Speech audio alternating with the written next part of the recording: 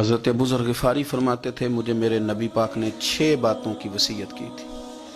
اپنے بچوں کو بتاتے تھے، دوستوں کو 6 باتوں کی حضور نے وصیت کی تھی. سب سے پہلے حضور نے فرمایا تھا ابو ذر مسکینوں سے محبت کرتے رہنا. دوسرا نبی پاک صلی اللہ علیہ وسلم نے فرمایا تھا جب بھی دیکھنا نیچے والوں کو دیکھنا، اوپر والوں کو نہ دیکھنا.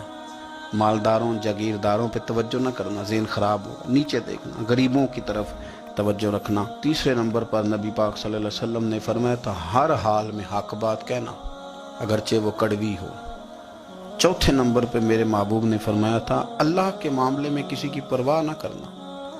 کوئی کیا کہتا ہے کہتا رہے، تم رب کے رستے پہ چلتے رہنا، ملامت کی پرواہ نہ کرنا. اور پانچویں نمبر پر میرے نبی پاک نے مجھ سے کہا تھا اگر رشتہ دار تجھ سے تعلق توڑیں بھی نہ تو جوڑ کے رکھنا، صلہ رحمی نہ چھوڑنا.